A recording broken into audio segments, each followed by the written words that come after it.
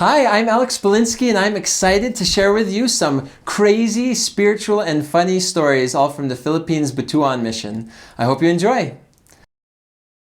Christine Ann, knowing that the place I stayed for 18 months is the kind of dangerous because of some rebellion groups were scattered around the vicinity. But when I was serving in my fourth area, we were instructed not to go out for several days because of some incidences happening around us.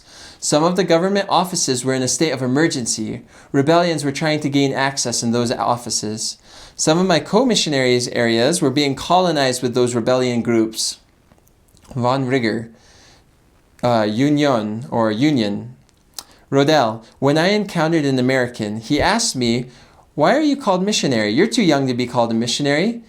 And he liked to look down my outfit. Sad face. Darren, I was in my first area when my greenie and I were just about to get home to our apartment around 9 p.m. We were just hiking because we didn't have a car, and we were pretty much assigned to one of the smallest towns of probably about 1,000 people. We saw two drunk people fighting right in front of our apartment. One of them took a big stone and smacked the other person's head, and there was blood all around. Luckily, they're both okay.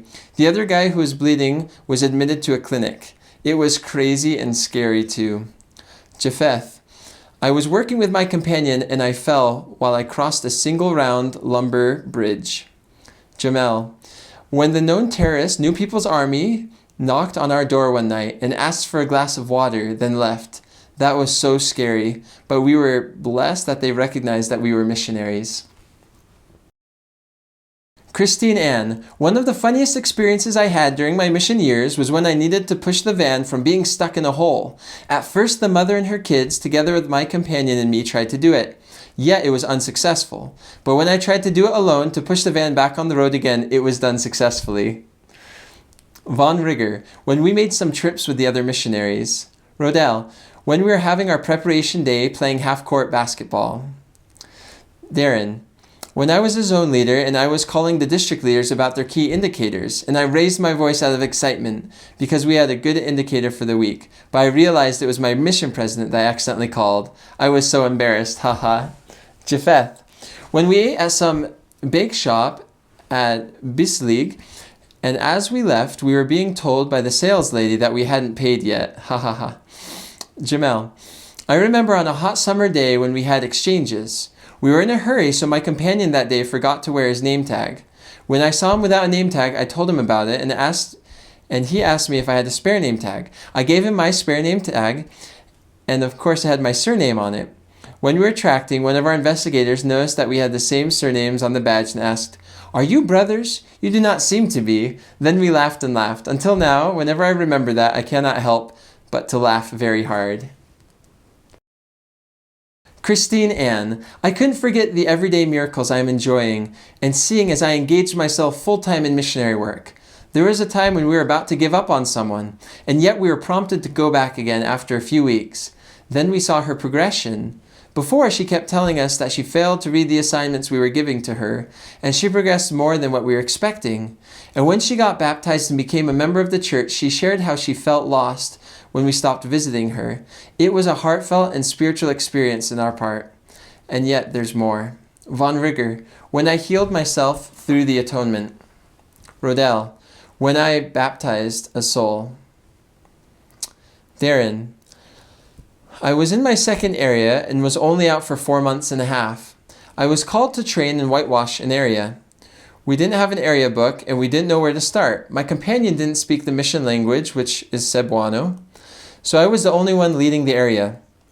We decided to start tracting and knocking doors for the first few weeks, but nobody accepted us. Later, we asked the other set of elders who served with us in the same ward, but they were on the other half of the area. We asked them if they had any former investigators in their area book that might be a part of our area, and voila! They gave us a couple of forms and we started contacting them. We met this old guy who was around 65 years old. He led us in and went through our lesson with him. There was a time, while we kept on coming back to his house, my companion and I felt really strong inspiration that we would ask him to be baptized. He said he wanted to, but that he couldn't come to church because of his swollen feet due to his arthritis, and he couldn't come to church, which is technically a requirement for any person to get baptized. I felt the Spirit and shared the story of John Tanner, and my companion and I talked about the power of the priesthood. Afterward, there was a complete moment of silence until he said, "Elders, if you hold that priesthood power that was restored through the prophet Joseph Smith, would you give me a blessing?" My companion and I both said at the same time, "Yes." We then gave him a blessing. From that time forth, I knew the Spirit was with my companion and me. The next day, the brother came to church and listened to the church leaders' talks, since that Sunday was also General Conference. And he consistently came to church with a healed ankle and a healed heart, with a firm faith and hope until he was baptized. It's awesome. Japheth. My companion and I were teaching an imposing 75-year-old man, but in the next visit he participated with his daughter-in-law and her husband and became baptized. Jamel. When I baptized a family for the first time, it was a really spiritual day for all of us there. Well, I hope you enjoyed some of those stories from the Butuan mission. If you are a returned missionary from the Butuan mission and you're willing to, we'd love for you to take a survey about your experiences that we can share on the Butuan mission page on Prepare to Serve.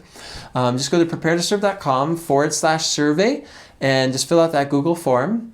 Also, if you're willing to be video interviewed about your mission in Utah sometime, feel free to message us.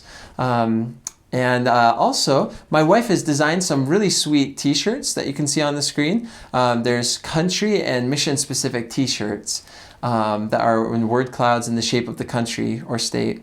And they're awesome. I have a few and my wife has a few, and we really like the quality of the shirt and they're super comfy.